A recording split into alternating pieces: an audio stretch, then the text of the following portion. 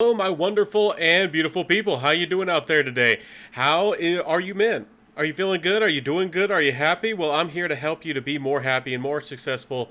And as you saw with the title today, we're going to be talking about do women need to be smart, or is it important to be smart? I guess in general, but why are men out there dating and going after women who might not be as smart? And you know that today, with our culture, women are becoming more and more college educated, which is considered quote unquote smart. And there's less and less men getting those college grants and going to college. And today, let's discuss that. So first off, let's start with an article from CNBC. Yes, I pull the best articles and I try to pull the best and relevant information. And surprisingly, this is from CNBC. They don't write articles like this, I can tell you that anymore. This is from 2013. See, I'm amazed they haven't taken this down yet. If this video gets popular, they might just take it down. But they say he says right here, it's an explosive question. Why does intelligence appear to enhance a man's dating and marriage prospects while it diminishes a woman's prospects? So, if a man gets more and more intelligent, it becomes more attractive. And in society, why is it that women kind of seem to become less attractive and they're less likely to get married if they become more quote unquote smart? Let's talk about that. What is smart? What is education? And what's going on? So first off, they say it's an explosive question for a number of reasons. First, we're not really meant to notice these kinds of gender imbalances unless we're lodging a grievance against discrimination. This is so base. That's what they call it these days. So these days you're not supposed to talk about, something is a problem, something is problematic unless, you're pointing at a man. Almost in 99% of the situations, women can't do no wrong. They can't do anything wrong. And unless you see, some inequality with identity politics, the men did something wrong, or a white person did something wrong against you, or a marginalized group of somebody, you're trained to not even see those problems, especially to self-evaluate yourself as a woman, that you sometimes might even have a privilege, or you might have some advantage, because again, both men and women have advantages, and they're supposed to work with what they have. But these days, well, again, we constantly criminalize men for using anything that they have, but we constantly protect and sometimes detrimentally, empower these women, but they kind of lose their actual feminine qualities and feminine character. So let's talk about that.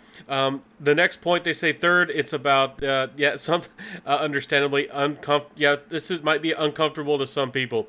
I found this really, really funny. Let's talk about here. They talk about in the research and in the science. They say if people were confined to dating and marrying within their IQ range. So let's say that they, theoretically they were forced to. They could only date somebody within a certain range who was similar intelligence. It said there would have to be about an equal balance between the outcomes of men and women across. So it's essentially saying that this is our control in scientific studies. There should be we're going to figure out what is the factor that really changes this.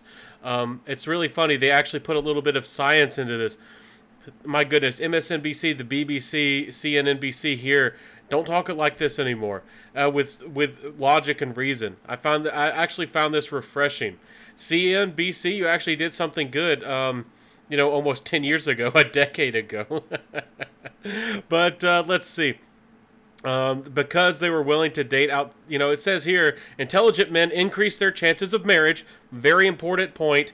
Because they're willing to date outside of their IQ. It says cohort, or outside of that range, outside of a couple 10, 20 points up and down. Let's say there's somebody intelligent and they have an IQ of 120. They're willing to date up. They're willing to also date down to 100, maybe even less of an IQ. So that increases your chance. So what's going on with the women? The women aren't willing to date down, especially in our culture these days, where women are starting to promote more and more classism in America, and America was built to there weren't supposed to be classes, and if you don't know what a class means, it means a group of people who have a certain type of power, and they hold themselves in certain positions of affluence.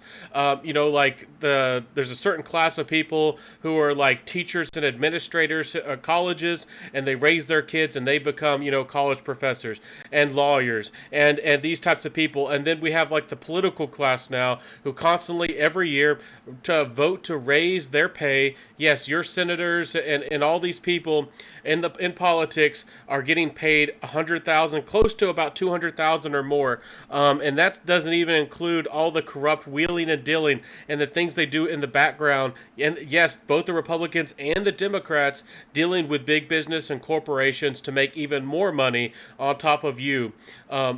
There's these class of people who train themselves and isolate themselves, the gated communities, I guess you could say, of the world. These are not 9 to 5 people. These are not working people. These are not the people who you see when you go through the drive-through through McDonald's.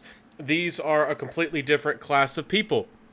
And again, the women who go to college, not only do they expect a higher class job, they expect to get into these positions, and they often do. They often hire who they like, and women, and especially because these women make sure that they get the HR, the human resource jobs, and they control who gets hired and also who gets fired in these jobs and in these companies and corporations. And that's, again, why you're seeing so many companies completely seem to switch over, and give these commercials that are really not really even about their product. They seem to be counterintuitive or aggressive or be attacking men. And so again, sometimes they just don't have anything to do with their product anymore.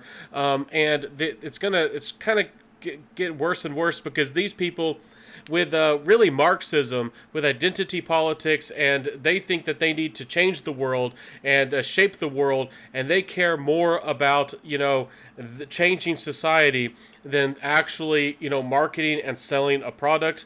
That's not very fun. The old meme with burgers. It's like, hey Bob, this is the meme. Hey Bob, this is a burger joint. Why aren't you talking about burgers, and why are you talking about wage distribution and all this stuff?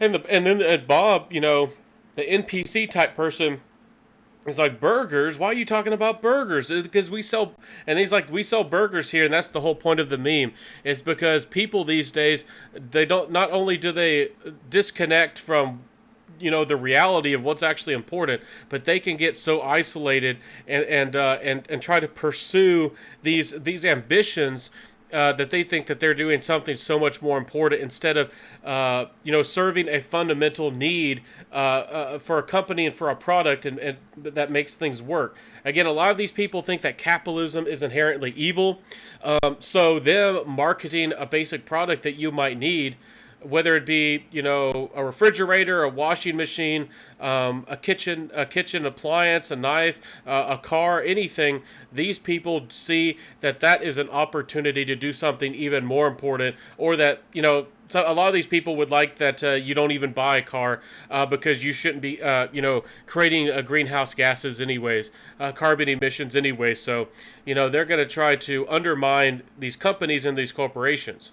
So let's get back to the dating here. We're talking about the dating. So again, men are willing to date down and even marry down based on IQ and also looks. They didn't include that here. Men often date, even are willing to marry down, because men often are willing to look a little bit more at somebody's character. And you might say, oh, no, men never do that. Men are always looking for what's pretty, and they're always dating women, and that they're prettiest, and they don't settle, and they're more likely to cheat. Actually, studies have come out, and women are just as likely to cheat, if not more likely to cheat, than men. And again, it's also encouraged, if a woman divorces her husband and cheats on her husband, she gets the house, she gets the kids, she gets the car, she gets 50% of all of his anything that's worth of any value and any money. And then she can try to monkey branch, as they say, go to a new man who might even be more affluential and even wealthier. And this is the dating strategy of women. And that's kind of a tough thing to do. Men, again, we as a society have completely rejected biology, how societies work, and how you have a strong population is men are supposed to have one, if not multiple, wives or relationships, so they can, even possibly dating down. It's all about raising kids. It's not about social status per se. It's about having, possibly more kids, getting his DNA out there, and raising them. And again, some dads possibly don't do a great job of raising their kids. But again, men culturally and throughout the ages have kind of been more vested in their children, especially once they start becoming adults and getting into their teenage years. The men we're often the ones teaching, especially the sons, skills and abilities, and we've gotten away from that as a society. We have these public schools where men are not involved. I mean, the men aren't even the picture. There's the single mother culture, and the men are divorced and kicked out. And again, then we have, if you are a dad, you're often made to be as an idiot. And even if the woman kicked you out of the picture and you were a good father, and even if you were a good man, we had a whole culture where everybody celebrated talking about the deadbeat dad. And essentially, a woman could say that about almost any man, no matter how good he was, no matter how much money he paid, how he was a good provider, and no matter if he had a good character or not. A woman could cheat on a man, a woman, and then say he's a deadbeat dad, and also steal half or more of everything he's ever earned and saved. I just heard a story yesterday about how there was a man who started working when he was 13 years old, and so he works and works and works and finally gets a house. And about when he's 23, and just a couple months before he finally builds that house and gets that house paid off, when he's 23, he's also getting married. And about a couple years later, 3 years later, the woman decides to divorce, and he also made the really bad mistake of signing her on, to the house, that property, as kind of like that makes the woman kind of like a co-owner, and legally also has even more power. So she's got like half of that house. Imagine working since you're 13 or working to build a business. You can literally put your future in a financial bad situation where you can't pay the bills, and you might have to shut down that business because you don't have the capital to go forward, or you can't pay employees, and you have to sell off half the business. And people act like this stuff doesn't happen, where people lose their businesses, and again today, the generation, the Gen Z, and these younger kids coming up, not only are they not trained and told how to be successful, and we've lost a lot of our infrastructure and our factories. And I mean, where are the jobs? I mean, the only jobs almost out there, most of the jobs, are corporate jobs where you're just getting paid little to nothing, and you're about to be all replaced by robots. And then what are we going to do in regards to an economy? It's really tough. So again, guys, you're supposed to be successful, and you're supposed to go out there and be really a game changer, improve the world, but there's not a lot of these opportunities for you. There's not. And then women, they're ready and they're prepared, and through our government, they can take half or more of everything that you've ever worked for. So do be very careful, men. And that's one reason men are willing to date down, because a woman who maybe is less intelligent, or maybe is of a lesser social standing, is going to be much more happy and much more respectful, and cherish that man, because he's bringing a lot to the table. He's bringing a lot of money. He's bringing his intelligence, maybe a higher social status. Maybe she gets to live in a better house, maybe and have that family that maybe she couldn't thought she couldn't afford, because again, she came from a poor situation where people just can't afford kids, or very few kids. And if a man chooses to find and date somebody like that, they're both going to probably be a lot happier.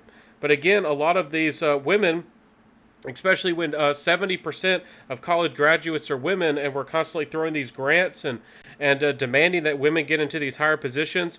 Women still biologically want to go for the more successful man, the more the man with a lot more success, the man who's affluential, and there's not enough of those affluential men. So when women say there's not enough good men, they're not only talking, it's again, it's jargon, kind of shaming men, but there's really not enough economically viable men for these women who go through college, even and the women who also do get a decent job as well. There's not enough actually successful enough men, because we've disproportionately defunded and kind of kicked men out of those positions. And then again, HR departments and these corporations and these types are, with affirmative action and their own hiring practices, are kind of kicking men out of positions, those affluential positions. So if once we get, if we do get real equality with a 50-50, a lot of women are going to be less and less happy, because you would have to have a perfect world where men are willing to date these women who are coming out of college at 25 and 30, when again, men biologically want somebody who's just attractive, and somebody who's willing to work with them, and maybe somebody who's even prettier. So again, these women are waiting till they're 30 years old often.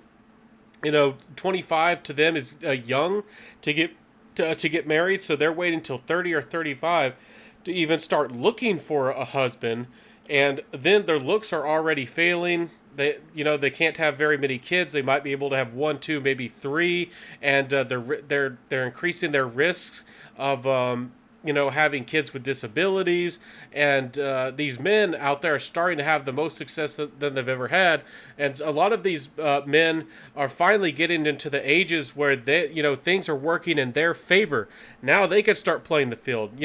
When these women were 18, 19, 20, they were going on the yachts, they were going on the vacations, they were getting all expenses paid, vacations and fun with the wealthy, the men. They were the sugar babies, and now they're demanding that they get the 35, 40-year-old successful men out there, and now these men out there can have start getting those 18, 19, 20-year-olds that they used to be. And if they would have settled, if they would have actually found one of those men and tried to get them to commit, and stopped playing the field, and didn't go for this big career, they could have had that family, and they could have been so much happier.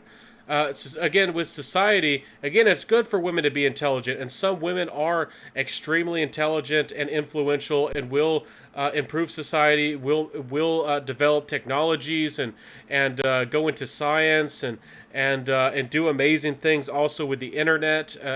There's so much that women can do. So I'm not saying that all women should just be in the house and just having kids, and just be a homemaker. But what I'm saying is, there's, if we're talking about families and relationships, men have wants, but men's wants and needs are often rejected. They're often outcasted. What we focus on is the woman's wants, and that's what we talk about. And then we wonder why there's unhappy women, because you're also making men unhappy. You're not giving what men want, and also women are not trained or told what men want, and what's going to happen to them. If you're a woman wanting to be successful but also have a family, those are contradictory things. You're going to have to choose one or the other, or it might be a very difficult time for you, if you're trying to go, through college, with a kid. Might be pretty challenging, might be pretty tough. And again, most men aren't willing to mess with a woman going through college, also having a kid at the same time. And again, one of the bigger problems going with this is that there's the politics of it all. These women in high school are indoctrinated to distrust and dislike men, and think that men are against them, and men are their oppressors, and all these types of things. And then if these women are also college educated, not only are they less likely to work with men, have bigger attitudes and more demands, so Do you understand what I'm saying? They have more requirements. They're more demanding. But again, once they hit that like 30 to 35, their looks are going down. So they're demanding more, but they're offering men less than than a man who actually starts having that higher value.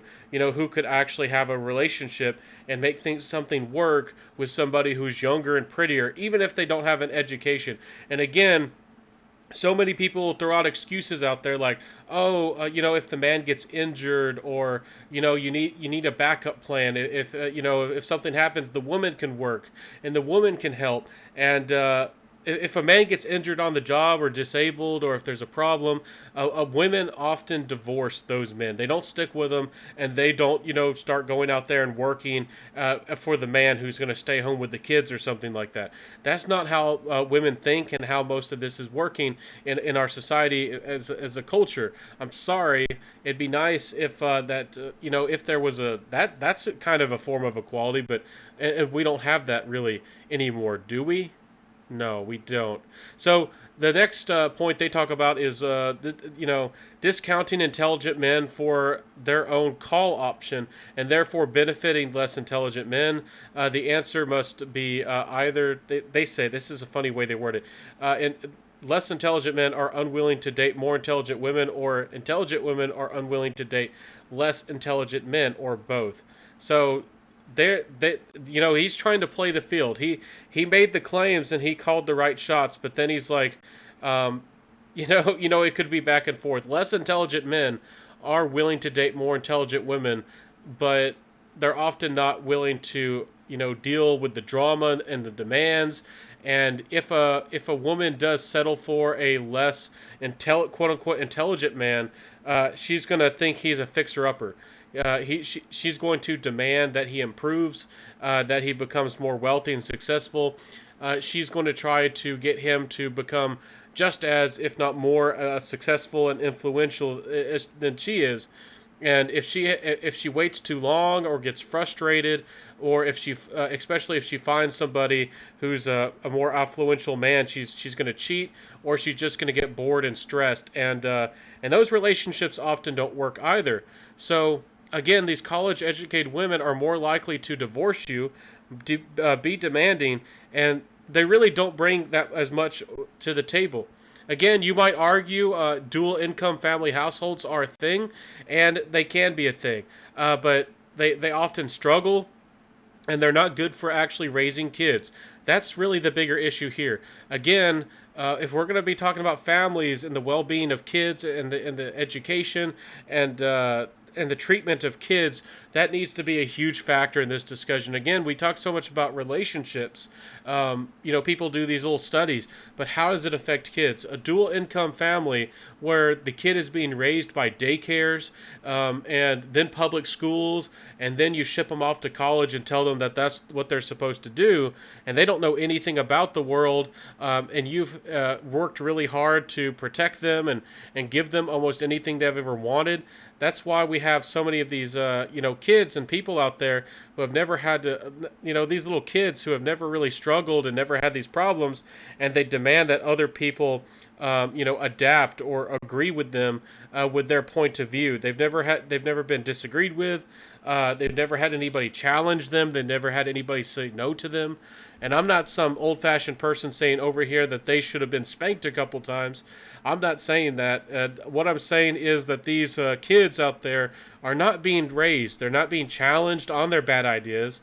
They're not having conversations with mom and dad as they come home stressed and tired, and they're not cooking great meals either. There's a lot missing, and a lot that could be better. It'd be a lot better with our society if we stopped bad. Some people are going to say this is a bad take, but again, we let so much cheap labor into this country, and if we had men out here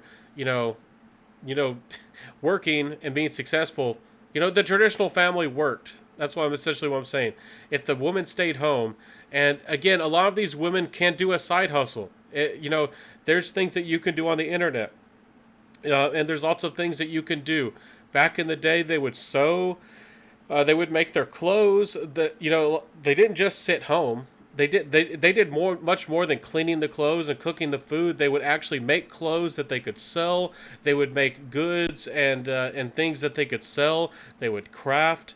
That they would work in society and get important information. They would figure out who their kid might marry.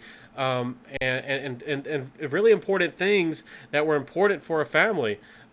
There's lots of relevant things that women did, very important things. So I'm not trying to discourage or discredit women, but these modern women don't understand that, if you dramatically change society, if you dramatically change how the function and how things work, there's going to be consequences. And I'm not saying, again, you should be punished or anything, but there's effects. You do something, you make a change, and it affects your outcome.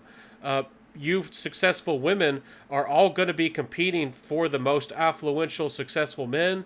You women who want, who are college educated and maybe do have a fairly good job. Some of you women out there are making 100,000 or are making more than 100,000, and you expect to get a 200,000, a 300,000, $1 million man. There's not a lot of them out there. And then you expect him to be a certain race or a gender or ethnicity. Then you expect him to be 6 foot tall or more. And also he can't be too old. He can't be 40 or he can't be 50. And he can't be this and that. And you have all these restrictions. And then you expect him to be loyal. But then also with our current culture, again, you can go out there and you can go out with your friends clubbing, or you can drink a little bit, and or you can just have a fling on the side with somebody at work. Again, don't kid yourself, men. There are a lot of these college educated women. They have their little work husbands. They have their little friends, and they get favors, and all kinds of things happen when you're not looking at the workplace and wherever. And they don't really even care if they get caught or whatever. So women, again, use men for different purposes. And men can do this too, but I see it very commonly in women where, they have a man who, do something like do their laundry. If men, like these days, are, if she's a very attractive or very popular woman, she can have a man for just about everything in her life. If you're a man who's trying to get in the good graces of a woman, a woman can have one man out there to get her boba tea in the morning, and then bring her a smoothie when she's working out, and she can have another man for this purpose and that purpose, and you'd be amazed at how many men out there are wrapped around one woman's little finger doing her favors, especially if she's been on Instagram and social media, and she has like a 100,000s or million followers. That's kind of what's going on. Men are making, the successful men out there are very hard to get, and they're also in power. But women in general also have a lot of weak-minded men who aren't stepping up, and also are the men are submissive. Again, the women aren't, a lot of the times, are stepping away from working or being quote unquote submissive. A lot of the times these days it's men who are giving likes and validation on Tinder and all these apps. And I'll make a whole video about why you should as a man get off of all these dating apps and these things. But let's jump to the next point. I know this is already going to be another hour-long video, so let's wrap this, go to the next point, and jump to the next one. So I also found on Quora, where a lot of people discuss. Again, Quora is kind of like Reddit, if you're not familiar with it. This has 400,000 views. Again, a very popular post. This one says, "Smart men, you say." So it's Jugal, I believe that's how you say it, or Jugal.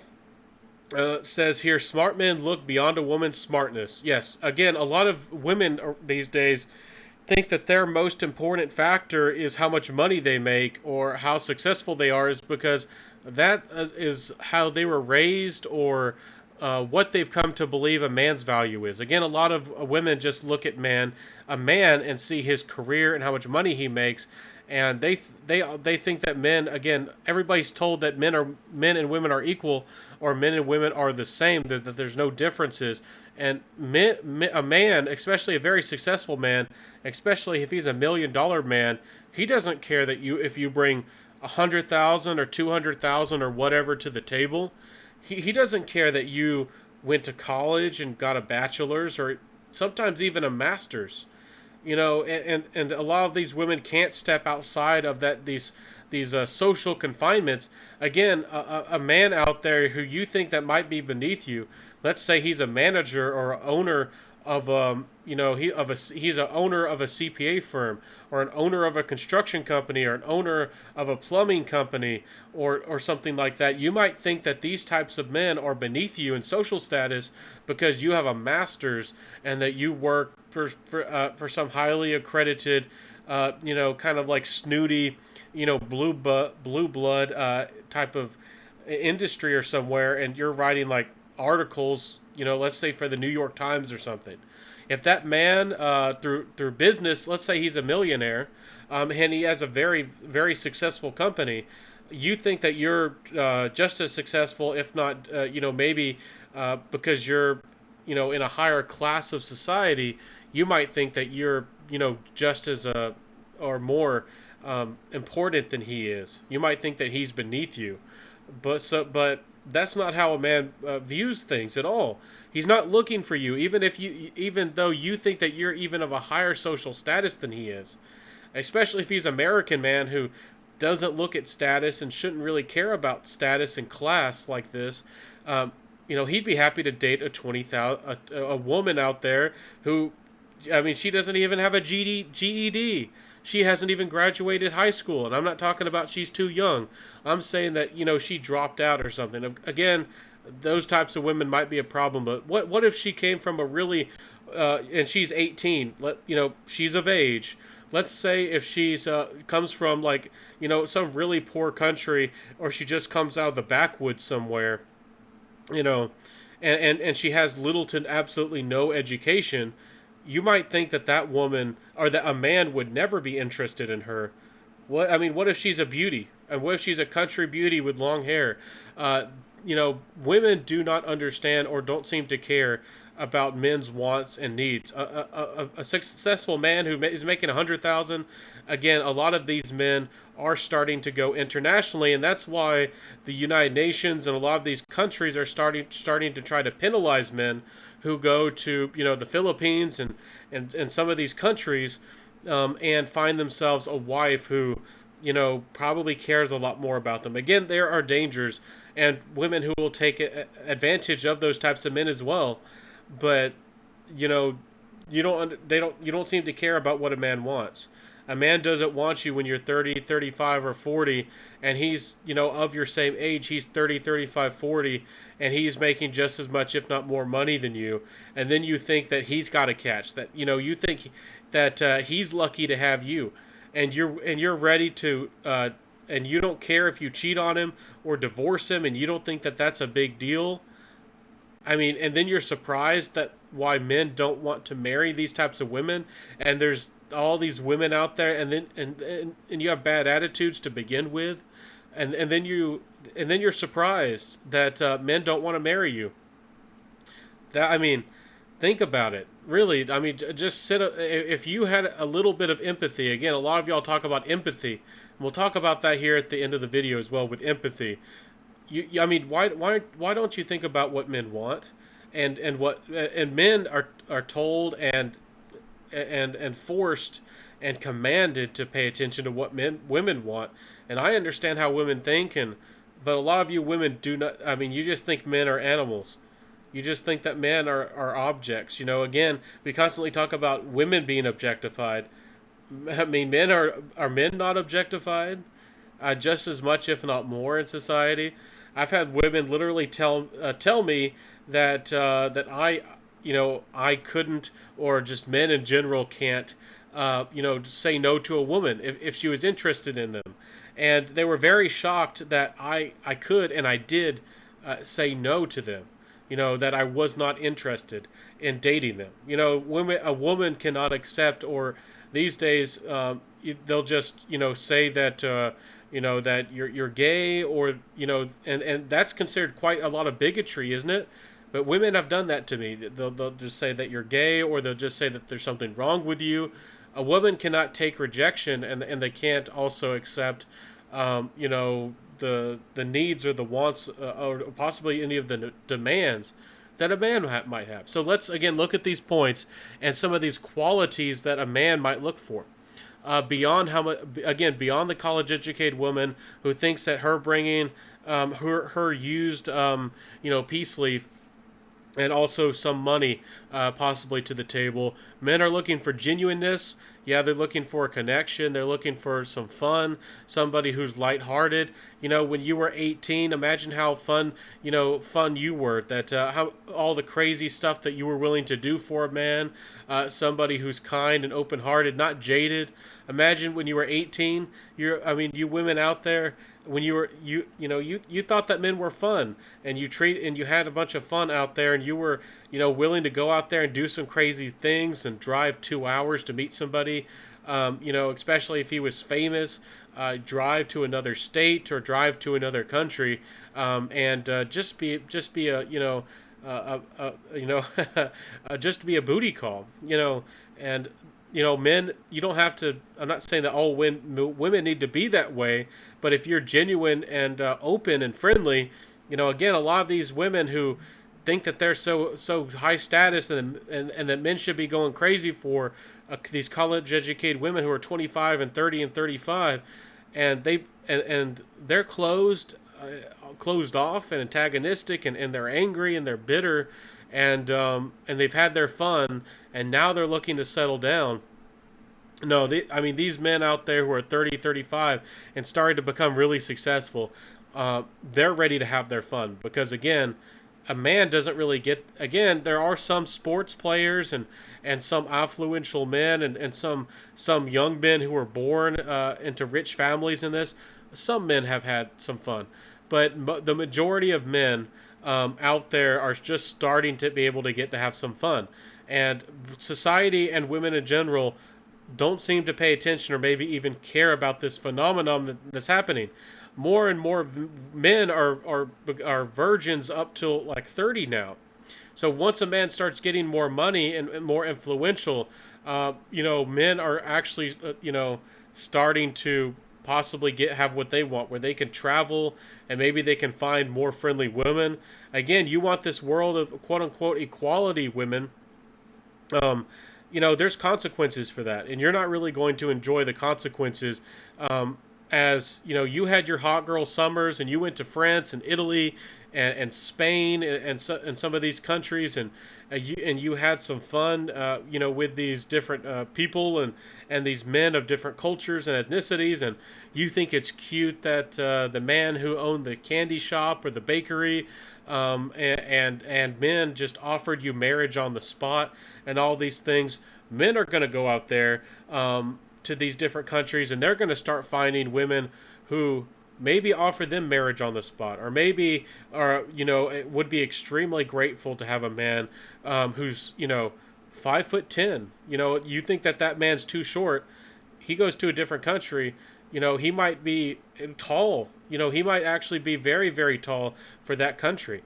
Or the women might appreciate that a little bit more. And 5'10" is above average height.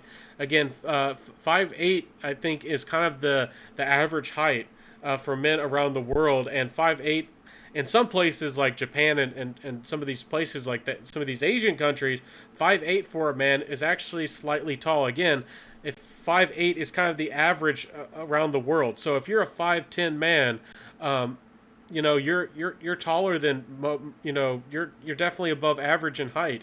And if you're, again, some of these women out there are shorter than average, below the 5'6", and they say that they won't date a man unless he's 6'2" or 6'4", like a 1% height in of men. And and the thing is, you don't see that could cause problems.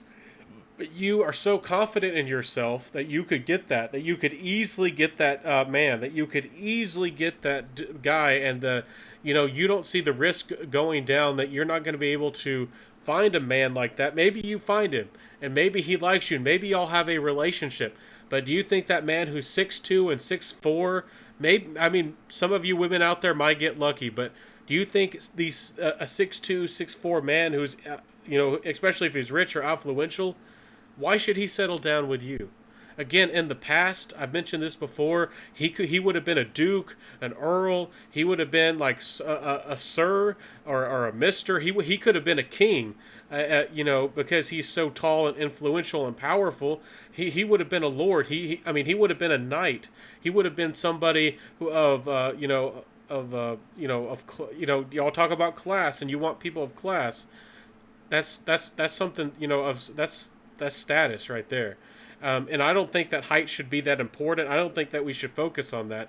But again, you women out there, I mean, a lot of y'all think you're 10 out of 10s, and then you bring bad attitudes, and you're not willing to work with men, and then you think that you should get the rarest, most desirable, most affluential, the most wealthy, the men with the best characters out there.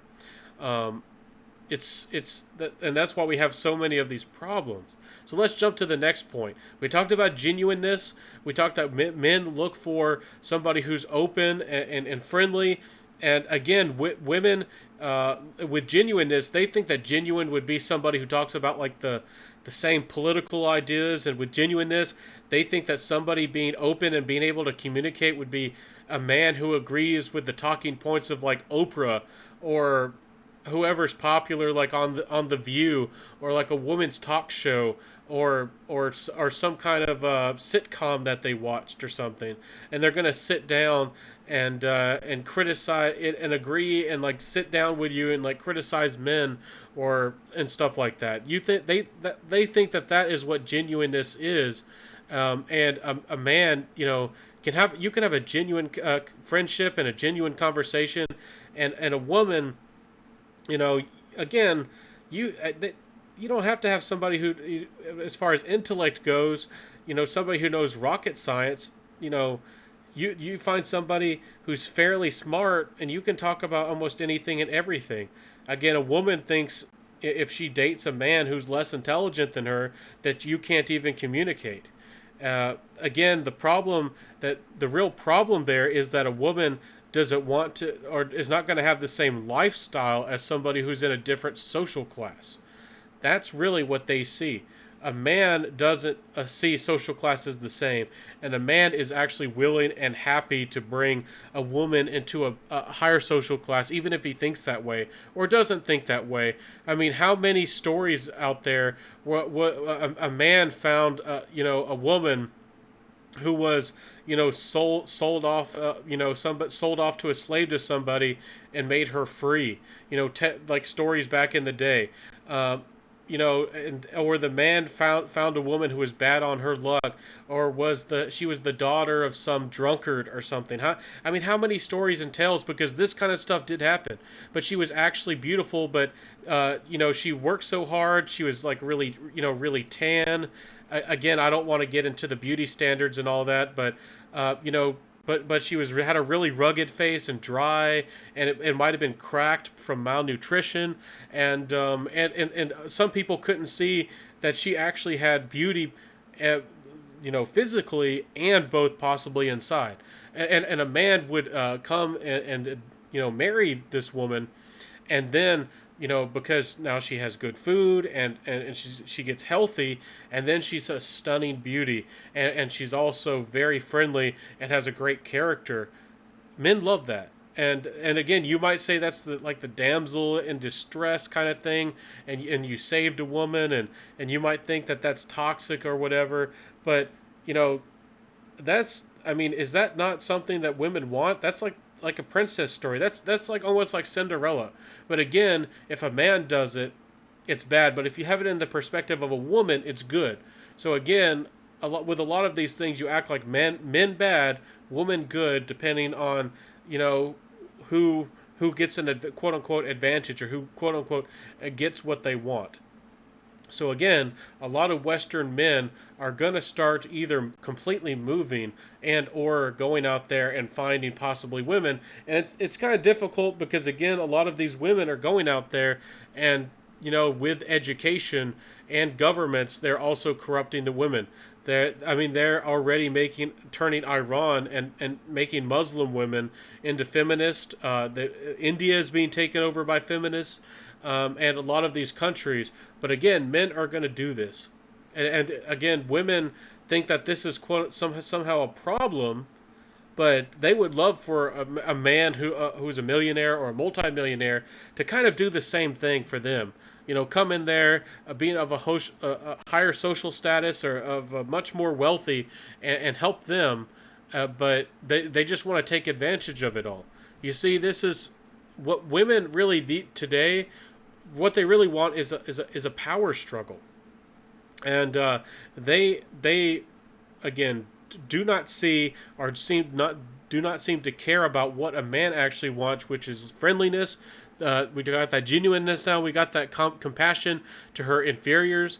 If you do have a higher social status, and let's say you get somebody to a higher social status, again, a lot of these women, if you go and if you as a man found somebody who used to be a lower social status, she's going to have a lot of sympathy, and she's going to understand where other people come from, and she's might even want you to donate a lot of your money or help out her family and her friends and a lot of the people around her, especially if she comes from an Asian family.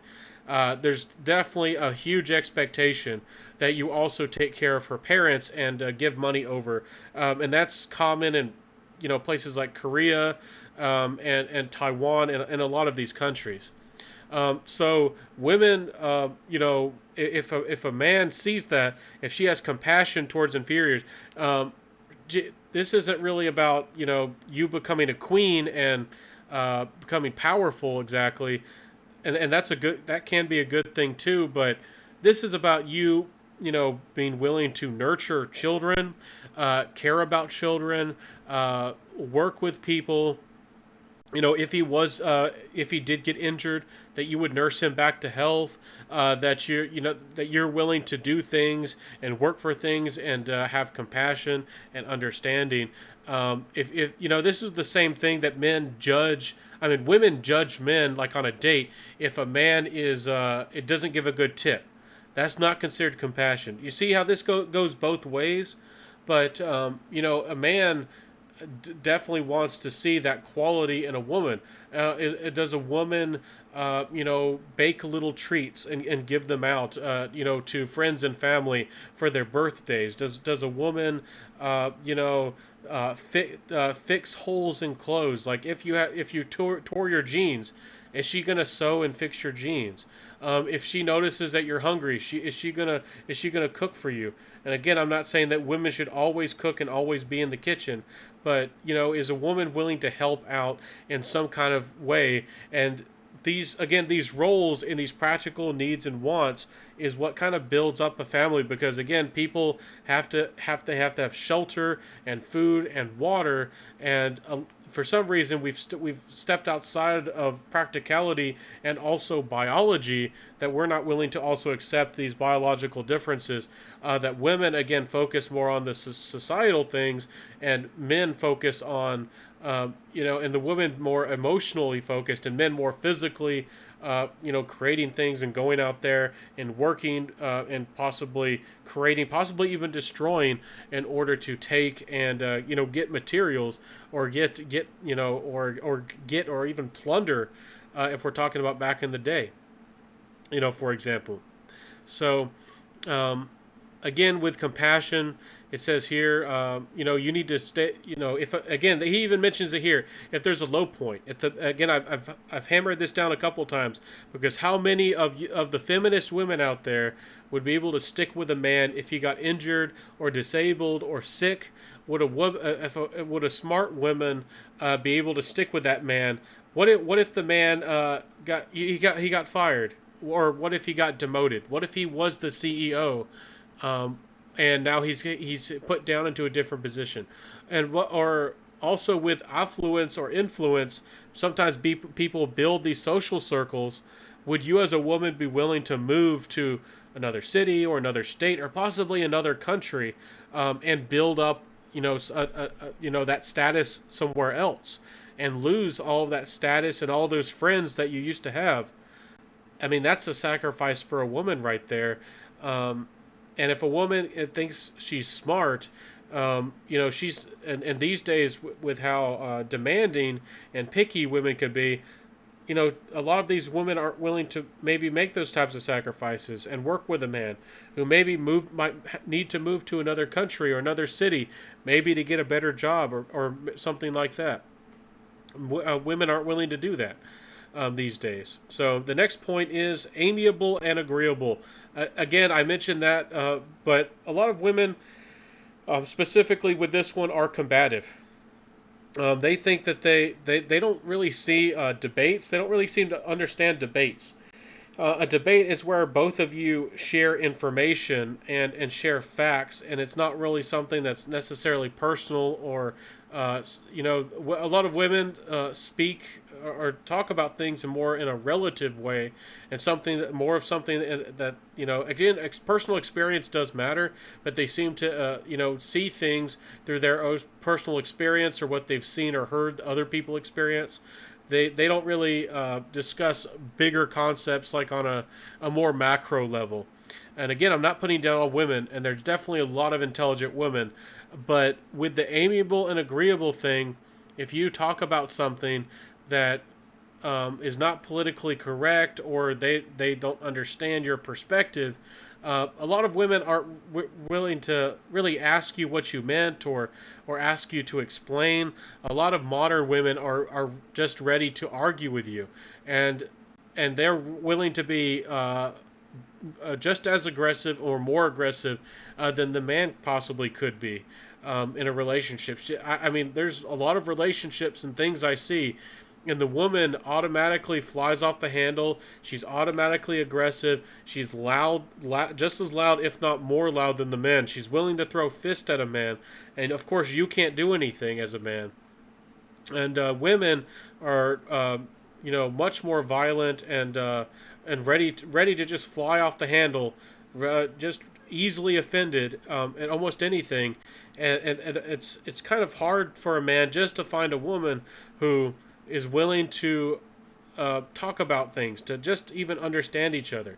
Because the women who, again, some of them are friendly out there. There are some good women, but even the ones who are quote unquote submissive or friendly or quote unquote act shy, again, a lot of the times they won't explain themselves.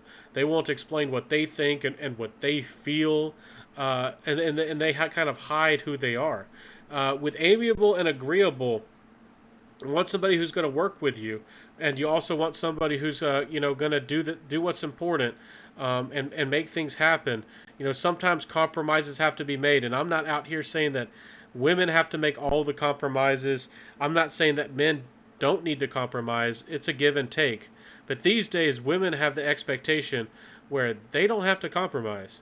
They've never had to compromise. They're the boss girl. They're the boss babe. They're the go-getter. They've never had to compromise. They don't need no man. So if them compromising is kind of an insult to them. It's kind of something that takes away from, they think that their position, their power, that image or that feeling of determination of of them getting out there and kind of conquering the world, and they think that that's how all men always act, and that's how men feel. But a man, wants somebody who's going to work with them, and again, you don't have to be intelligent to do these things. We've already talked about the genuineness and the compassion towards inferiors. These kinds of things don't require intelligence. Ability to carry on a conversation. Exactly. How many times have you had a woman actually start a conversation with you? That was a genuine conversation. That wasn't some talking point that they heard off the news, off CNN, or some magazine, or something. I don't know if I've ever had an experience where a woman, tried to start a conversation with me that, not only is it very rare that a woman approaches me, but also that she would discuss anything and not bring out, narratives or talking points of the popular things of the day that you're told that you have to believe or that you should believe.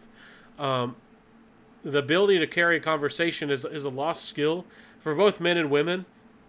Like 10 years ago, everybody started sending things, sharing emotions and feelings through emojis. And these days, people almost can't even write on a piece of paper, almost can't even talk anymore. It's people are losing their ability to communicate, and if you can find a woman who has that skill, you might say that she's less smart because she didn't go to college and this and that, but if she can actually communicate, I mean, that's worth something. That's really valuable. And again, there's different types of intelligences. There's book smart. There's emotional intelligence and social intelligence and all kinds of different intelligences and with different skills and abilities. And a conversation, I mean, you women would be amazed at how impressed a man might be if you could, if you would just communicate, if you would just sit down and be able to, have a friendly conversation, and just be friendly. I mean, that man might just be crazy about you. Again, I'm not promising you anything, but it would really impress me. It'd impress a lot of men out there if you were just to able or willing to just be friendly and just have a regular conversation. It's actually quite rare. It's not common, for a woman to, open up and give information because, again, if she is romantically interested, she thinks that he's got to work for it really hard to get any information about her. She's going to keep all of her cards or all those secrets to her chest.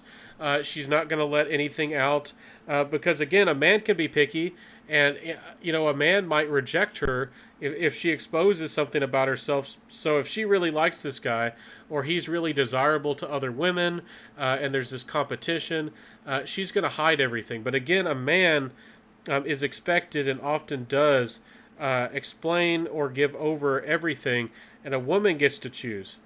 Again, we kind of have to change that. A woman, we'd have a lot happier relationships and marriages if everybody was more open about what they liked and disliked and what they wanted and what they needed, their needs, and everything would just work a lot better if people were more open and honest about what they liked and disliked, especially in our open culture where people have more all kinds of like fetishes and all kinds of different priorities. I mean, again, I mentioned it in the world we live in today.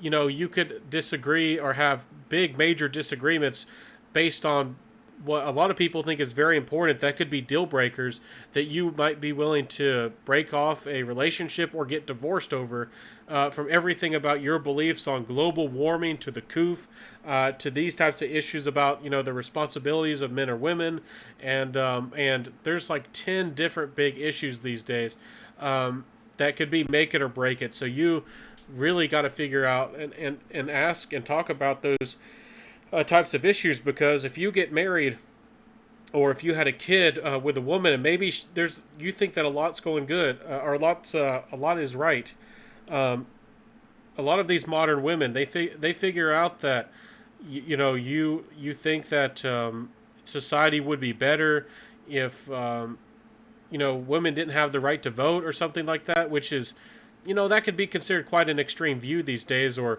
I don't know, let's say it's a less extreme view. To some people, it's just as extreme. Maybe you think that Roe versus Wade should be overturned. Again, that thing is all about bringing the vote and the decision to the state level. But can she be rational with you? Can she understand your point of view? Is she even willing to have a conversation about that with you?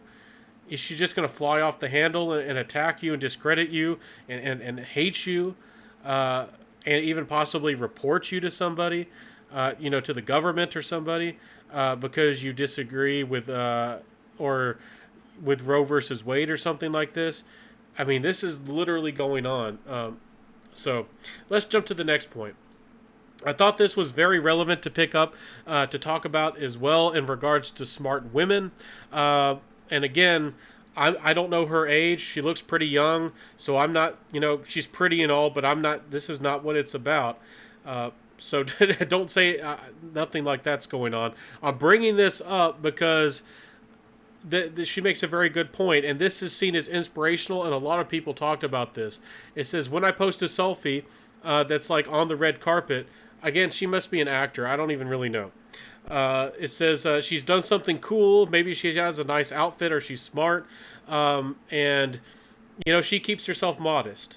It says, and then someone who's like that, who's got the cleavage out, gets all the views, and then gets 300 likes.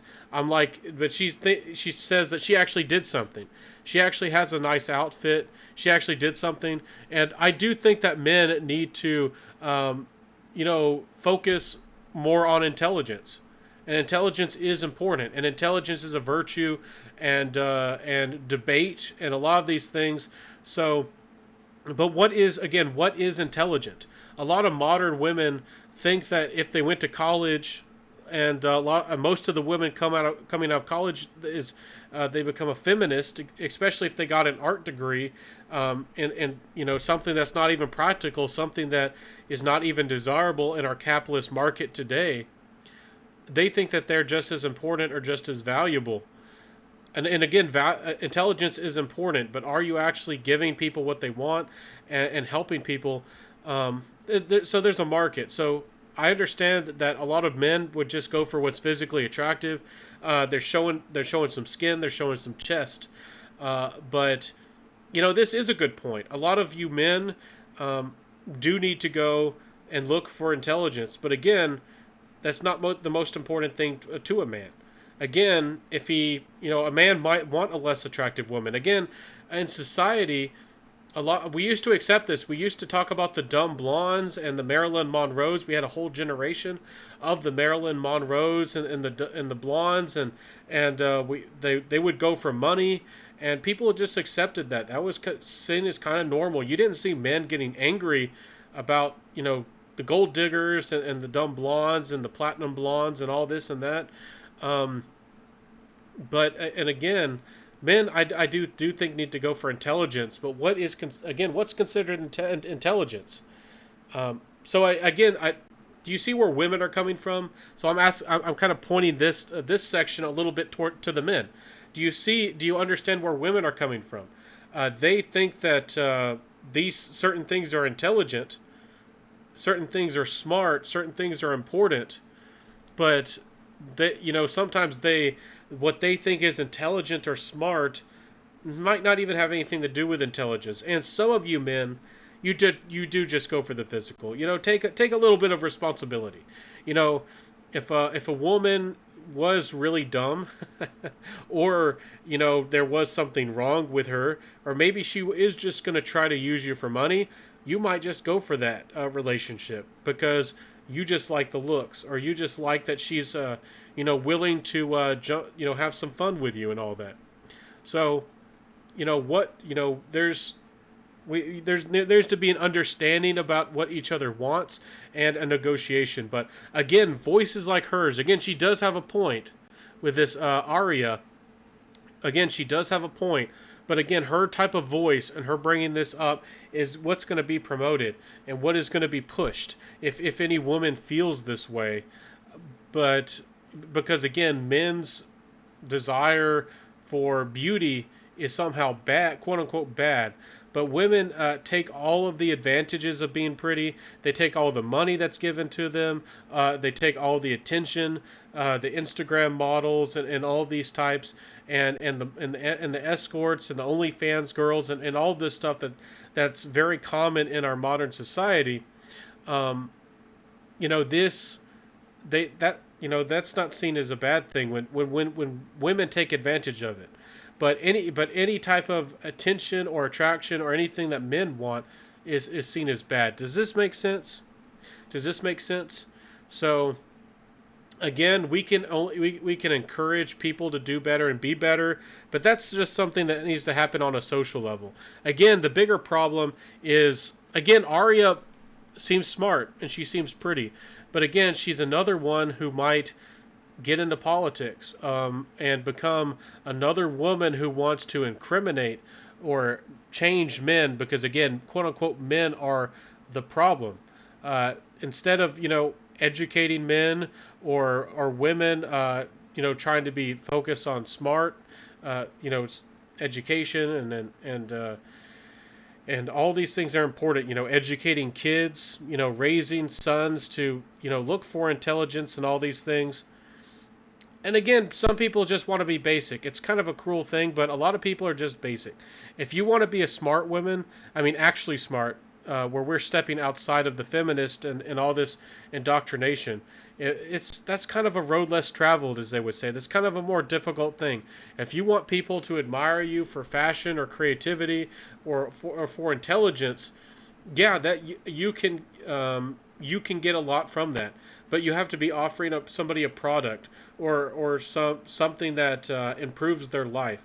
You have to make the new scientific theory, the next product, the next development, the next technology or science or something that actually matters to people. If again with Aria here, and women like this, if you expect a man to appreciate your fashion, whether it be Dior or Versace or whatever it is, the average man, especially if he's straight, doesn't really care that much about your fashion. He would actually prefer that you had no clothes on, which again, women just don't want to acknowledge that for some reason. He doesn't. The average man, it's good to be creative. Like she's talking about here, she wore some creative clothing that was, fashionable or smart, and maybe she designed it, maybe she handmade it. I don't even know the whole story, but a man doesn't really care about fashion. So again, do take into consideration women. Again, I'm trying to be fair here, criticize both men. Men need to understand women, women need to understand men. But these days, women don't care or don't are in the driver's seat. They got all this power and influence, and they don't really seem to care about what men think and what men want. Again, a couple videos back, women openly said that they're not going to explain themselves, and that with their wants and needs, they're going to use that as a filter. So anybody or anything that doesn't give them what they want or doesn't make sense to them or their truth or whatever they want to say, however they want to word it, if it doesn't work for them, they're just going to get disregarded or get rid of you. So let's jump to the next point. I wanted to talk about with intelligent women. I wanted to mention one of the most successful women in human history. To me, the epitome of one of the best women who's ever existed. Her name is Hedy. I believe that's how you say it. Lamarr. She's a famous actor, but so not only did she have stunning beauty, not only was she a considered one of the most, if not the most beautiful woman of her day, she was a very good actor, and she was actually a scientist. Now, I don't bring up this woman to say that this is what men should demand or expect. I'm not here trying to say that men should expect this, or all women have to aspire to be like a Hollywood actor and be a scientist and fulfill multiple roles that are prestigious. But of course, be ambitious. If you want to be an ambitious person and be successful and change the world, go out there. But again, and those things are admirable.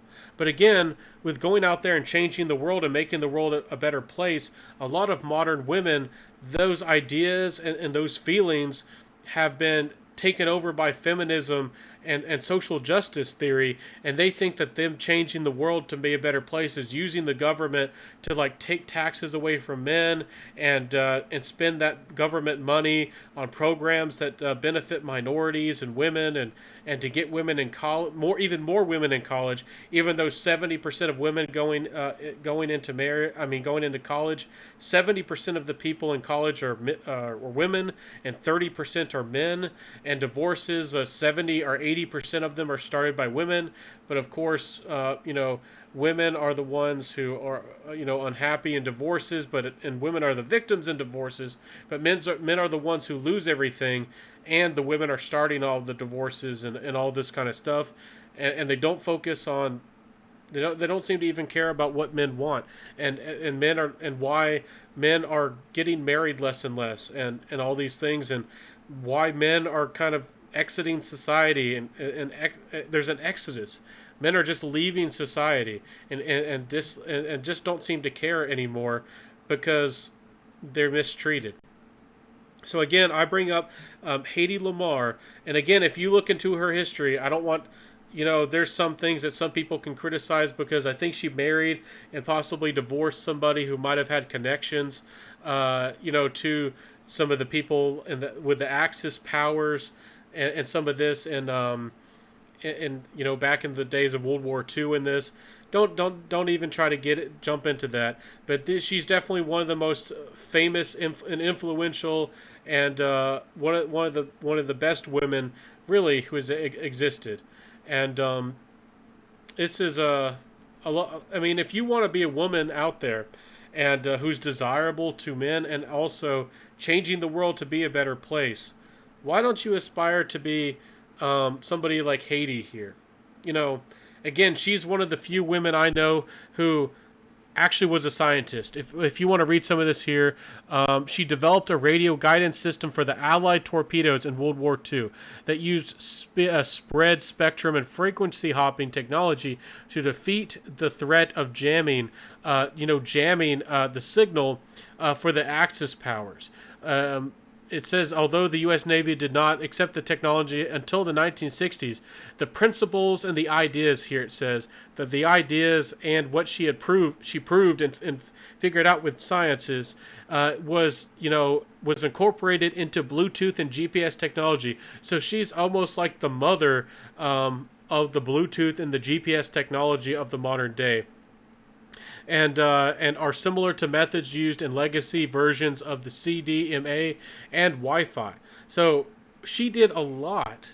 This is one. I mean, she did one of the most important things for modern technology, and also helped us defeat the enemies. She helped defeat the Nazis. Uh, and but again, do you hear the feminists ever talk about Hedy Lamarr? No. Uh, she would also be criticized because she was one of the first women who ever did a scene where she kind of like faked. I can't even use the word. She faked. The big enjoyment, or the big O, I guess you could say. On television, which was very controversial at the time. So she would be seen to peddling towards men or selling herself out to men. But again, this is one of the best women in modern history, and you don't see people talk about her. Again, there's some other scientists and people they like to mention, and some of these things. But again, this is really, if you are looking for the creme of the creme, if you are a woman who's aspiring, to get those famous men, to get the millionaires, to get the multimillionaires, if you think that you are a woman who deserves the 6 foot or 6'4" man, this is, and especially if he's a male feminist, or if you expect him to care about society, where you have had to, prove yourself, in some field of in here, like she proved herself, she developed technology, she did something. If you gotta meet a man on the same level. How many of you women out there who think that you deserve the 100, 200, 300,000 million, maybe multi-million-dollar man? How many of you women, if we're talking about real equality here, if we're talking about equality, how many of you women are willing to step up? I mean, not only, again, you demand the 6'2", 6'4", good-looking, dark, handsome, mysterious man. You got to have the right biology. Again, you got. I mean, you have to really, have the luck of the draw, be born lucky. And so you got. I mean, you got to look like that. Which again, people these days might not think that's a big deal. That's a stunning beauty that would be put in any magazine, and that people would. That's a 10 out of 10 back in the day. I mean, that is a 10 out of 10 at top 5, at least top 10 most beautiful women in the world. And are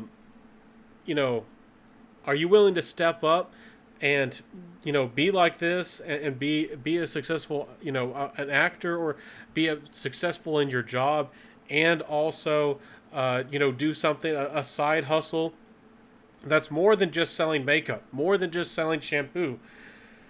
You're actually doing something that changes the world in a big way, something that's significant, something that's really changes the course of history.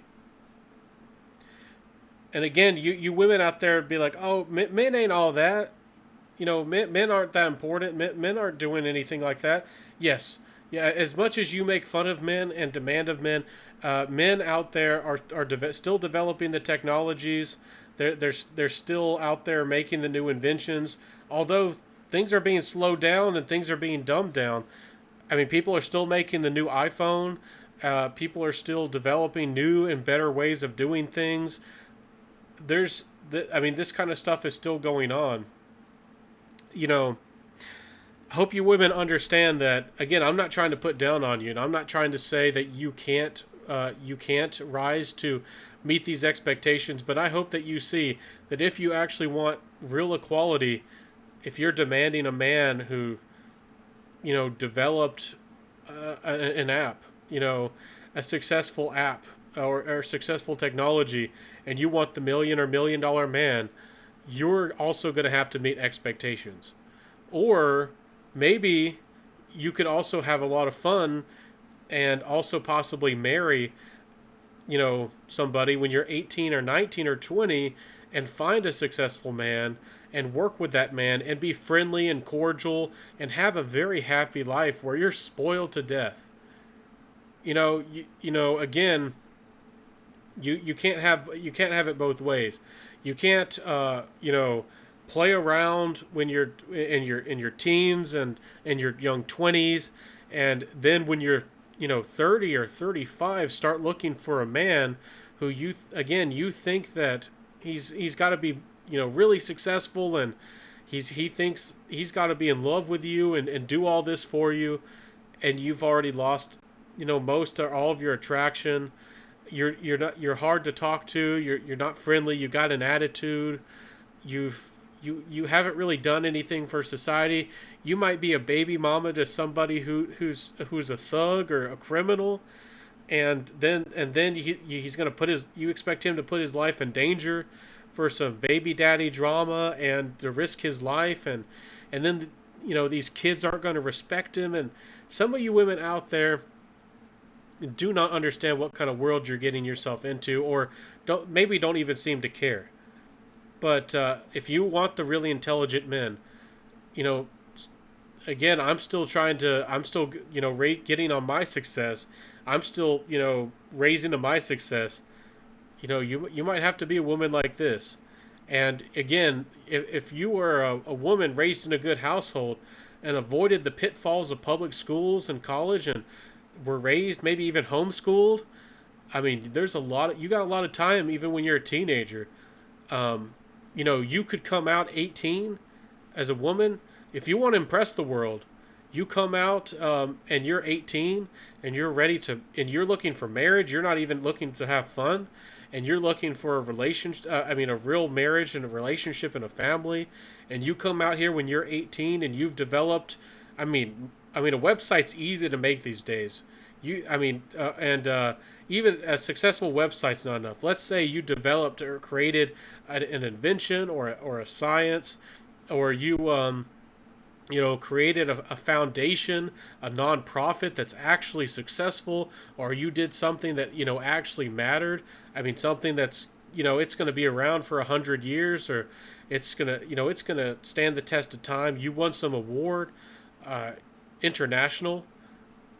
If you want a man who's 6'2" or 6'4", who's a millionaire, you really got to step up, and you got to be a woman like that. And you might say that's Daddy knows best. That's just impossible. Nobody's like that. But what I'm saying is, if you want these types of men, you don't know what kind of world you're getting yourself into. You either have to marry young and really pretty, or you better prove yourself. You better prove yourself big time. And also, better be friendly. And also, again, a lot of you women think that your cheating is acceptable.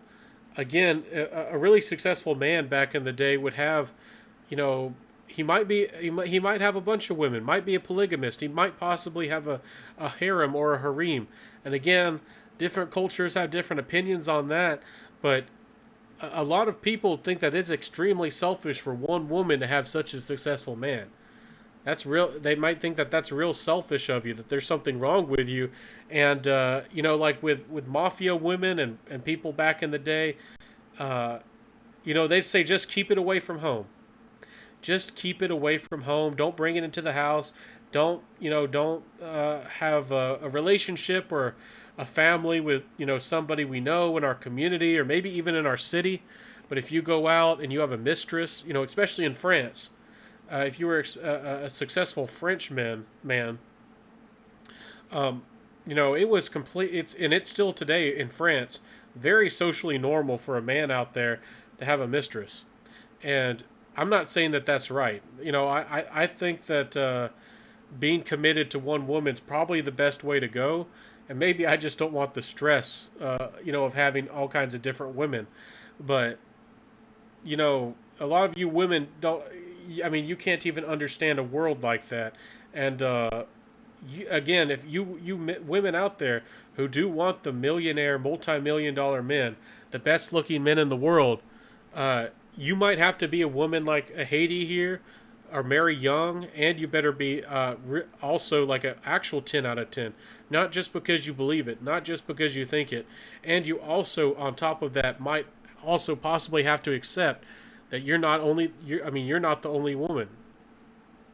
I mean, do you think the oil sheiks and the men in Saudi Arabia, do you think that they only have one woman? No, no, no. So I wanted to bring this up with empathy, because y'all might think that what I just said was kind of heartless. But let's bring this up with empathy. Again, this whole article here from the Good Man Project, talking about the Ukraine possible war. Again, the Democrats and people have already said we're in war, and they're trying to get us into war because they're trying to have revenge for Trump winning the election. That's really what's going on. But again, they think this is really inspirational. I wanted to talk about it here real quick because they asked their little daughter, and their daughter they let their daughter think and talk to them, which I do think is important. I think a lot of the times parents tell their kids how to think, or if they bring something up, they don't give them enough time to think. Again, kids can have crazy ideas or risky ideas. You don't let kids do or do dangerous things, or maybe if they have a really bad idea. A lot of the times it is good to step up and tell them that their idea is just not practical in a smart way and in a way that they can understand. But they were just having a discussion with the Ukraine war and all that. This, again, I don't know what kind of parent. I don't know how old this daughter is, but I don't. Again, politics and these kinds of things are brought into the household. I don't know what kind of family talks about the Ukraine conflict with their little daughter. Anyways, it is good that they let her think and talk about it, but they said that the daughter said, why would anybody do this, or why would you want to start a war if you nuked everybody? Then you'd be essentially lonely. It's like supposedly this is what the daughter said, Daddy, why would anybody want to kill every single person in the world? If they kill everyone, then they'll be alone. And why don't we talk to the person who presses the button and tell them we won't let them be alone? See. I mean, this is. I do see the value, and I do see the beauty of friendship and community. But we can't sit here and act like this is. Yeah, sure. You can't say it's profound, and being an empath is important, but people don't send nukes or don't go to war because they're lonely, and telling somebody that they just love them or they accept them doesn't fix international issues. It doesn't stop somebody from pulling the trigger. It doesn't stop this kind of thing, and this is the type of idealism, and really, like, it's more than just innocence. See that somebody's going to read this story and tell this story, and they're not going to explain to the audience, to full-grown adults, and especially little children, why this type of thinking doesn't work. This is idealistic. Yeah, there's some value here. Yeah, there is something. beautiful in the principle and even in the simplicity of it, possibly. But it doesn't solve the issue. And if you just tell the people in Russia that they're not alone, or possibly even that you love them, I mean, this isn't the Care Bears. I'm sorry, the world is not Care Bears. Would the world be a much better place? Would feminists be appeased or understand if people just talked about real issues? I do think that we need to open up discussion, and just like earlier with women not understanding men and their attraction, like we talked about with Arya, a lot of women don't care to understand that men are so visual and turned on so visually, and that's something that's biological. With conflicts, I mean, the Russia conflict is much more complex than people are willing to talk about. I mean, people lied that we with the bio labs that they even existed at first in America, and a lot of these things. There's a lot of lies and a lot of games, and international politics is something that's fairly complicated, and NATO and how nations can be taken down through alliances and defunding and all this type of stuff.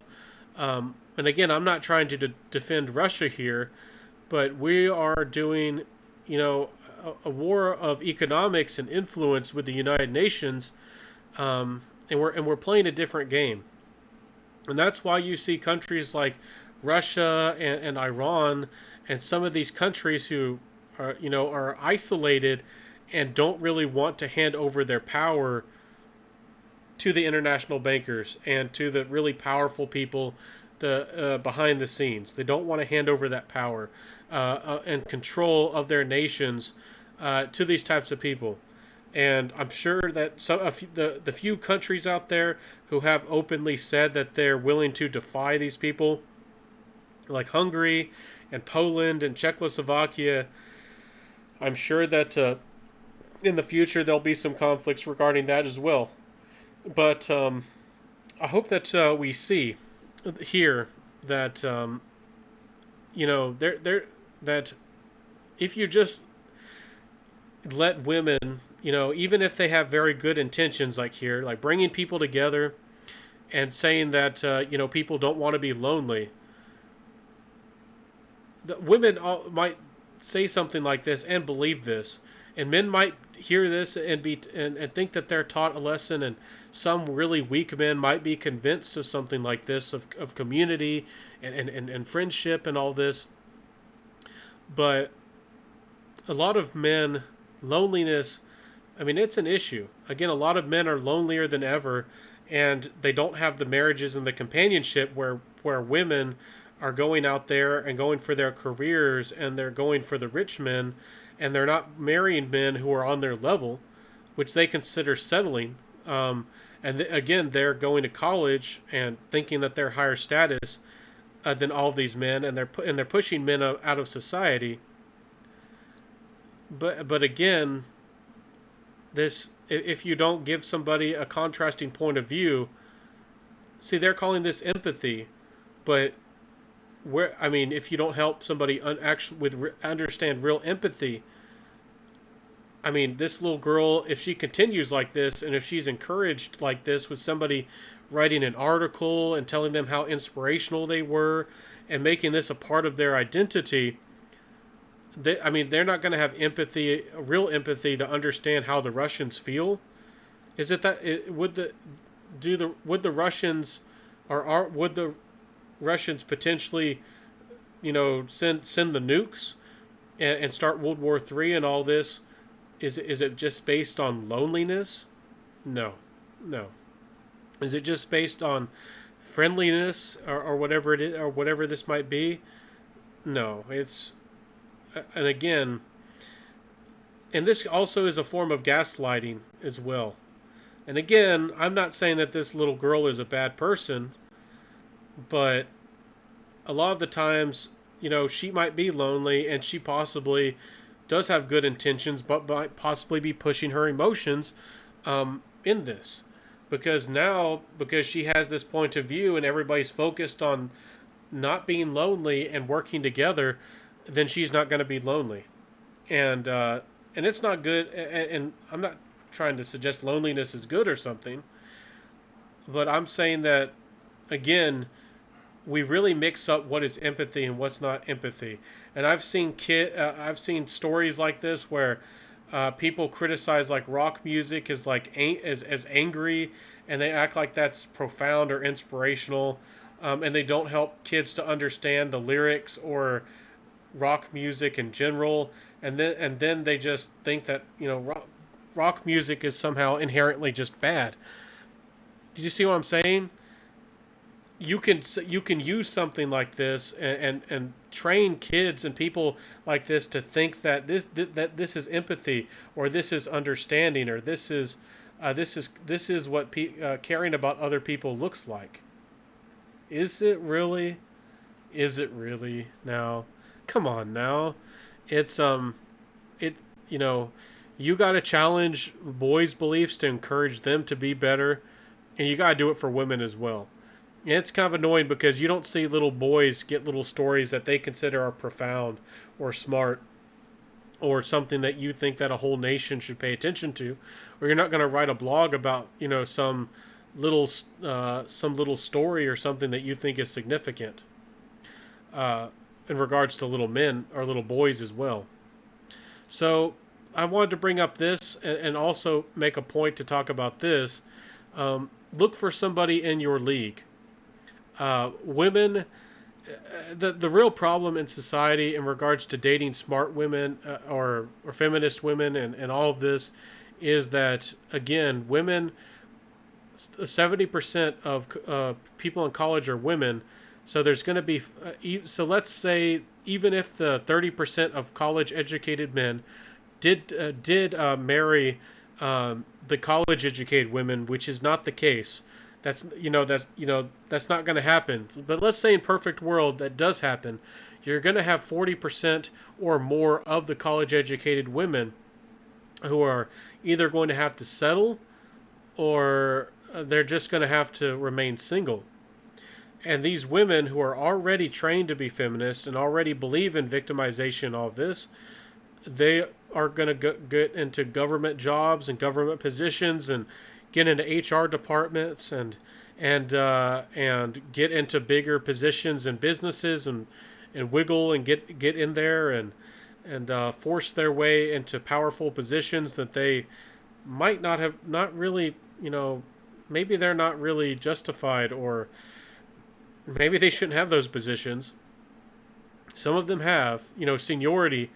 Eventually, even with seniority, a lot of these women are going to get there, and they are going to try to change in the world, and make things quote unquote more equal, and more and quote unquote better for women. But because women don't have empathy, uh, they aren't able to see. Again, they might be doing something for women that they think is inherently good for women, or inherently good for society. But again, they don't see men's wants and desires and requirements, and they are going to constantly just try to control and demand and punish men. See, that's what's going on in society. So it's a tough pill to swallow. Again, when you're, as a woman, are told that you're a princess and that you're perfect and that you're the most beautiful woman in the world, and all these things, and you're also told to validate yourself on your beauty. But if a man judges you based on his opinions or his feelings, his attraction to you, if he thinks that you're only, maybe he thinks you're really attractive, maybe he thinks you're an 8 out of 10, which is very attractive. A 5 is an average. An 8 is very attractive. But you think that you're a 10 out of 10. You might take offense to that. I mean, a lot of women would. A lot of women who are 6s out there think that they're a 10 out of 10 women, and that they deserve a 6 foot, 6'2", 6'4" man who's affluential and rich and all this, like we've talked about. They You think that these women are taught to compromise, or believe to compromise, or taught really any real empathy? Just like the story we talked about with the, with the little daughter here, talking about herself being lonely. Sure, that could be a good virtue, that we, if we all worked together and loved each other and didn't feel lonely, that could fix a lot of problems. I mean, that I mean, there's some truth in that, but issues are much more complex than that. So somebody, in regards to marriage, or the again, the 40% of college educated women, or more like 50%, maybe more, 50% of college educated women are not going to be able to find somebody who makes just as much money as them, or more. They're not going to be able to find somebody who is also a college graduate, or somebody who thinks is a similar or even better social status than them. And there's going to be in the future a lot of very unhappy, very single mothers or college educated women, and they're going to say things like this, like, why do men want to be lonely? And then, just like Japan, there's going to be more and more men who become quote unquote herbivore men, who just want to play video games and avoid society, because society, with these 50% of college educated women who are also controlling things and influencing other men, and starting to get control of even more of society, and even more of these businesses and HR departments. Men are just, especially the average men, especially men who don't want to be, don't want to be stressed. They're just gonna start avoiding society and completely. I mean, and maybe they might go out there and have a part-time job every once in a while, and maybe every once in a while they'll save up some money for an escort. But you're going to have more and more men who don't even talk to women, who don't even interact with women, who just pay money for OnlyFans girls. And again, we can act like women are quote unquote having empathy, and women are quote unquote, trying to do the right thing. But even if there's some truth to some of the things that women say, if you don't consider or listen, or talk to men, or allow men to speak, I mean, when's the last time you heard a man be able to speak about what he likes and what he dislikes on college campuses?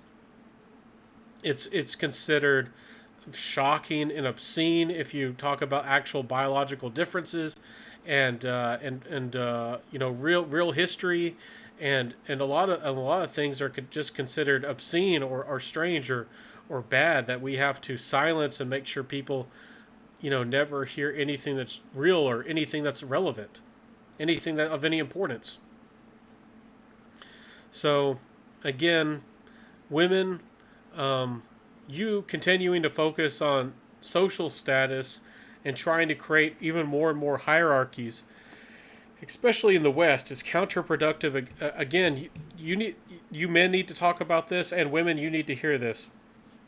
You focusing on class and status and hierarchies, and trying to establish class and hierarchies, is going to bring us into a situation where we have, more and more of the quote unquote bourgeoisie, or quote unquote, people who control all this power.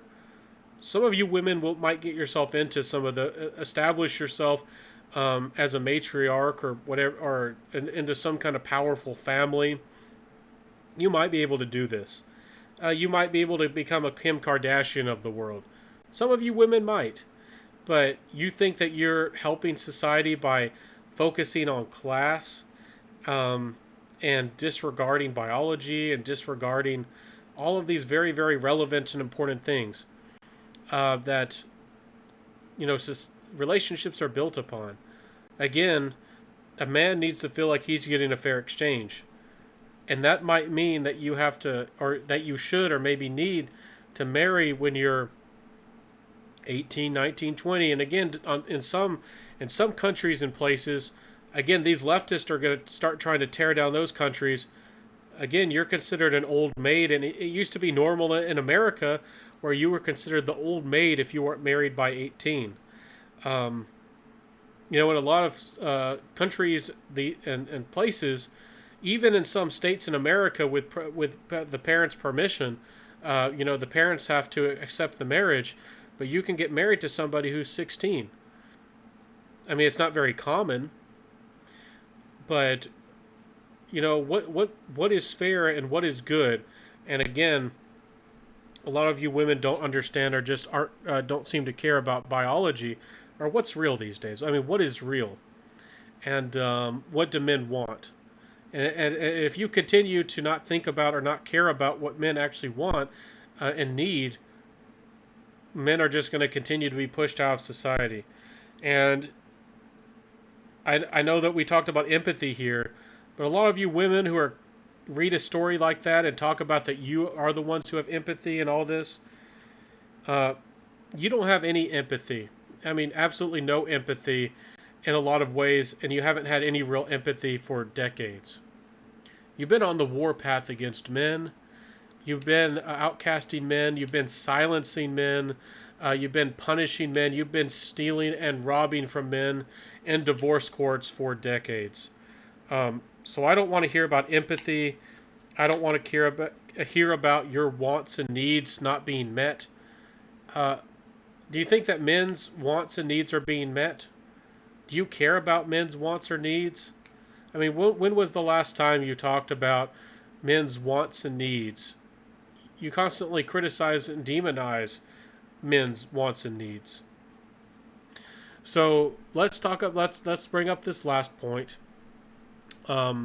With divorces, certain people have certain careers. That is a factor. I think you should pay attention.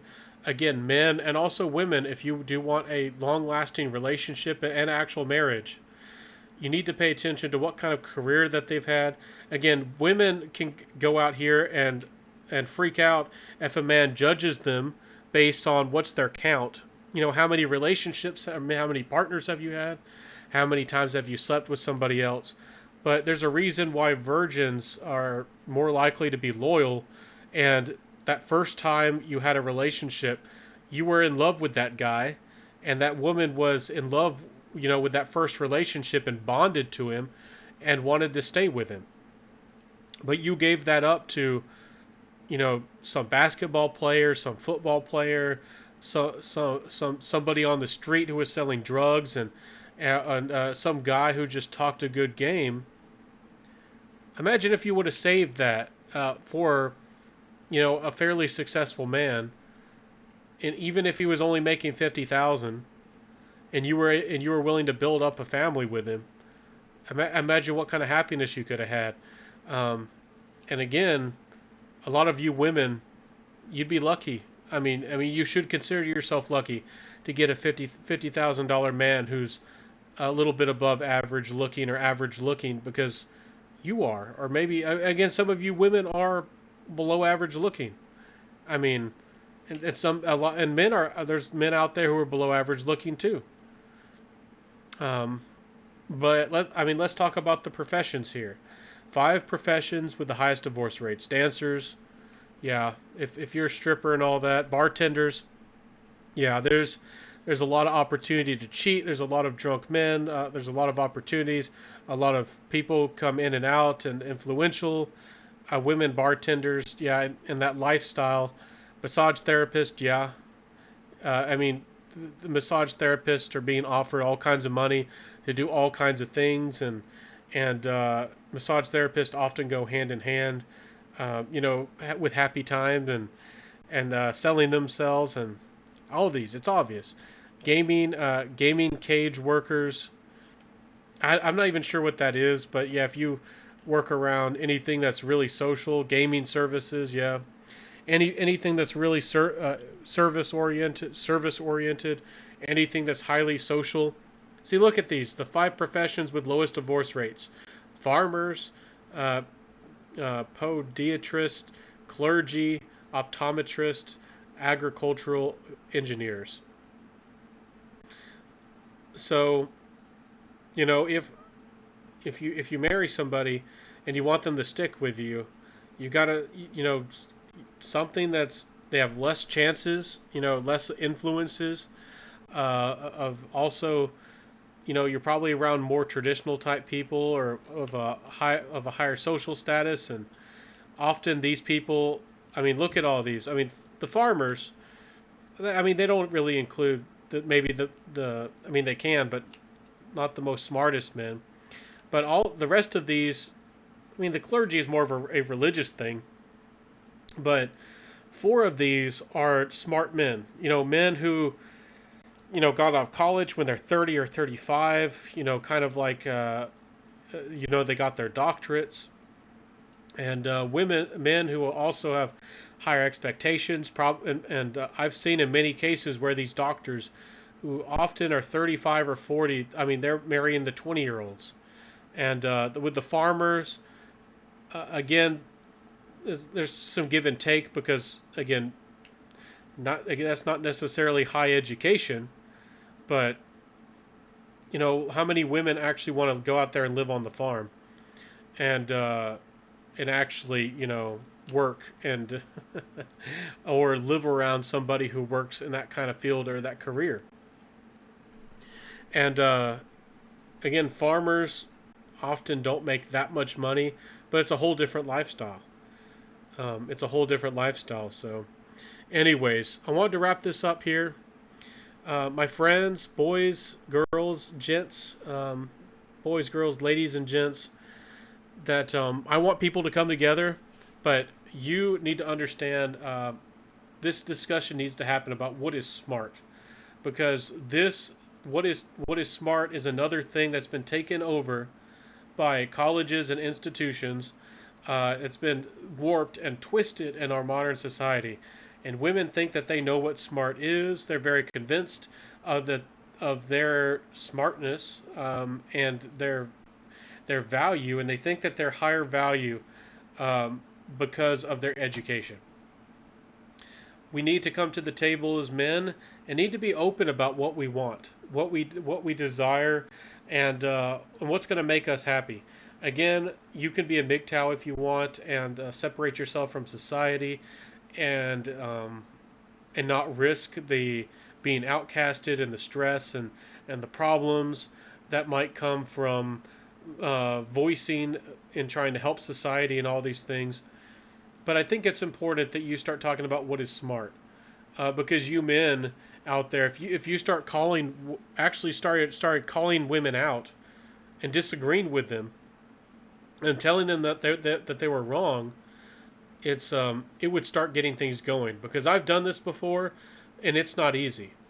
And again, these are my final thoughts on wrapping this up. But I talked to somebody and with their opinions about what women thought were attractive and not attractive, and they went to college. And I talked to somebody also in regards to history, who was college educated and going through college, and both of them supposedly had 4 or 5 years of college education.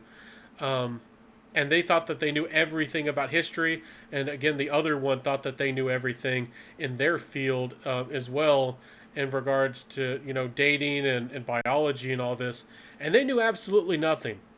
This person who majored and considered themselves an actual historian actually knew almost nothing about anything in history, even dates, time frames, motivations, or anything.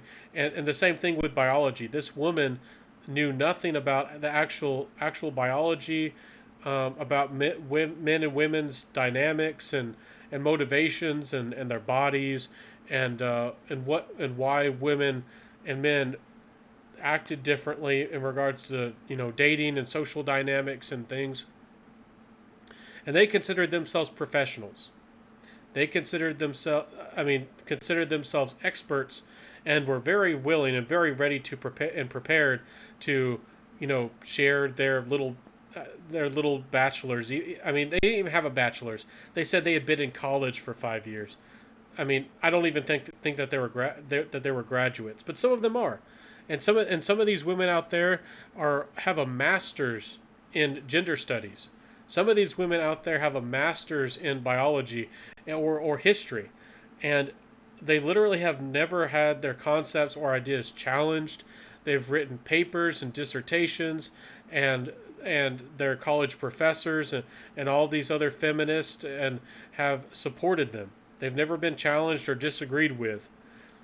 You're probably not going to get anywhere. They're not probably never going to agree with you, but I think it does get things going, and I do think that might help society. Um, Again, if you debate them, they're going to use it for fuel for their fire. They're going to ridicule you, post it on TikTok, talk with their friends, write papers, write dissertations, and tell all of their little friends. They might even try to get lawyers involved and change laws and things like that. But if you are able to, make a YouTube channel or a podcast or some way, and like some of these people are doing, stepping up and having debates, then people are able to see more on a national or international, a world level, the world stage, where they don't have logic or reason, that they avoid facts, that they avoid science, that these people are unwilling to see or care about a man's perspective or a man's needs, and they're unwilling to, step away from very unreasonable and unpractical ideas and things. Again, we talked about the daughter trying to fix the Ukraine conflict, that they consider, and these people might consider themselves experts or empathetic or the people or the loving people, because that's what they've been trained to think, and that's what they sincerely believe, and they've never been challenged. That's one reason that I kind of disagree with MGTOW, and one of the things I've been talking about is that the MGTOW people aren't really challenging them. I mean, not only are they not putting a lot of their ideas perhaps out there, but they're also not, being an opposition towards the bad ideas and the bad things.